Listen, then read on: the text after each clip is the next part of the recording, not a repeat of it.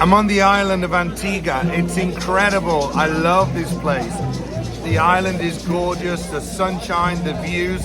I'm up at Shirley Heights right now with this amazing thousands of people that come up here to listen to the steel bands. So me, I'm here for the food. And I'm going to share with you today one of the dishes that I've been tasting all around the island. And I can't wait to share it with you. Jerk chicken, a bottle of Red Stripe, and the steel drums.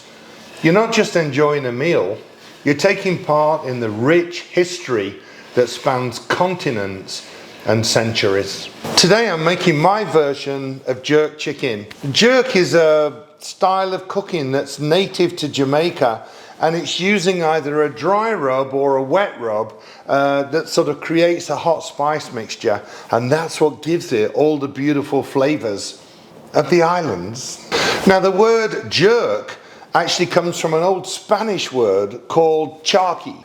Charqui, and it's an old Spanish term.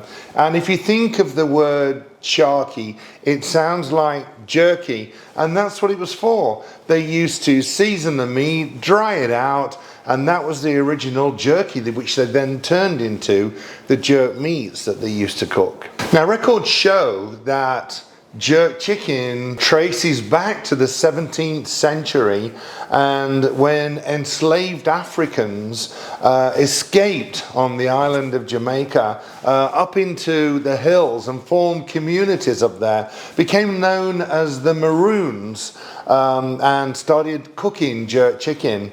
But it actually dates back further than that. The Taino people, which date back to the 15th century, were the indigenous people of all the Caribbean islands in the UK. And that probably explains why all over Antigua I was eating jerk chicken, and I'm thinking, why am I eating jerk chicken here and not just Jamaica?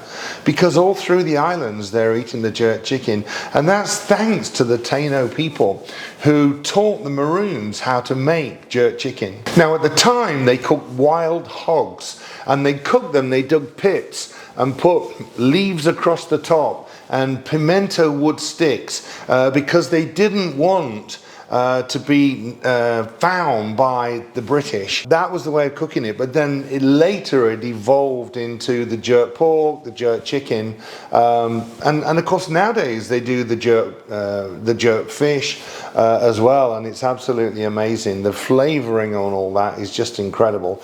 And when you serve it with rice and peas from the islands, it doesn't get much better than that. Now I think the secret to cooking jerk chicken or jerk pork is the marinade, making the marinade absolutely perfect, but at the same time giving the meat or the fish enough time to marinate all those flavors into the protein.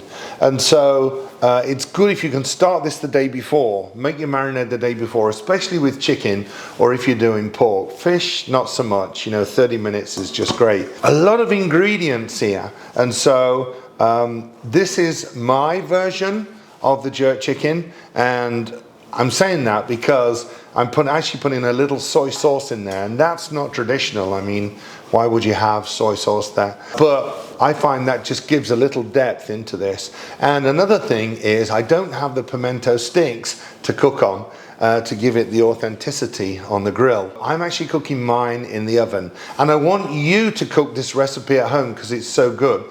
And so because of that, I know that you can just put this in the oven too. So it's going to be easier and you can cook it. Let's start cooking. So soy sauce first of all, and then some olive oil. Next, I've got an onion chopped and some lime juice. And then I've got some cinnamon and some allspice. Next, I've got some brown sugar, some salt, and some garlic. Then I've got some green onions, and I'm just going to chop those roughly. And those are going in there too. And then finally my peppers. Now traditionally the peppers that are used on the islands are Scotch bonnet peppers. Scotch bonnet peppers are hot, very hot, very, very hot. In fact, they're so hot that I'm not using them in my recipe. And unless you have that tolerance of the heat, you won't either. I'm actually using habanero peppers. And these are hot too. Now you've got to, I know you're laughing, but you've got to accept that I come from the UK. And in the UK, growing up, our hottest pepper was the bell pepper. Stop. But since I've been in the United States and since I've been in Texas, I do like jalapenos. And I'm prepared to go a notch higher with these habaneros today. Now, most recipes, they'll use 5 or 6 of the habaneros in this dish. I'm using 1. Because it's so hot. It's so hot. So I'm not using the Scotch bonnets. Now, if you want to use Scotch bonnets, go ahead. But me, I'm using 1 of the habanero. And I'm taking the seeds out too. But that's going to be so hot. It just gives that nice heat to it. But like I said, if you want to do more, you can do.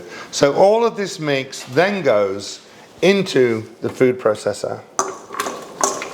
And I'm going to pulse it.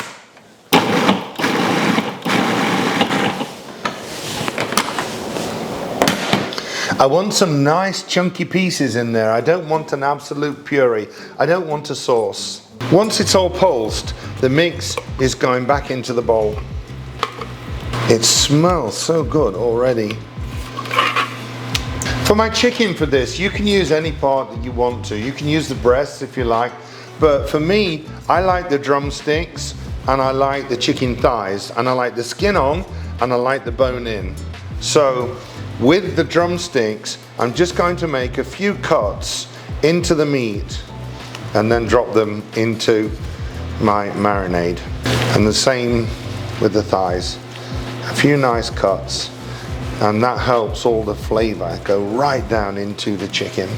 Next, marinade and mix all of that chicken together. And so it goes in all those little cuts. Now this needs at least 30 minutes for the flavors to all go through, but it's actually better if you can do this overnight and just let it sit in the refrigerator. Once it's had a chance to marinate, then I'm going to put the oven on 400 degrees Fahrenheit and I'm taking the chicken and I'm putting it onto a wire rack on a sheet pan. Marinade that I've got left, I'm not wasting because I'm putting this over the top. Into the oven, 400 degrees Fahrenheit for about 25-30 minutes. We want it to be nice and tender, and that soy sauce is going to help with the browning as well on top. So it looks like it's been cooked on the grill.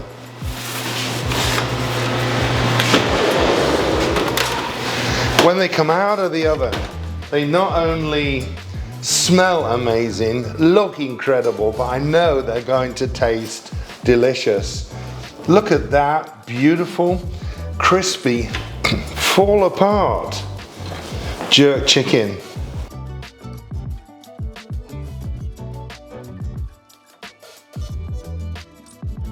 Jerk chicken, doesn't it look amazing? It smells incredible.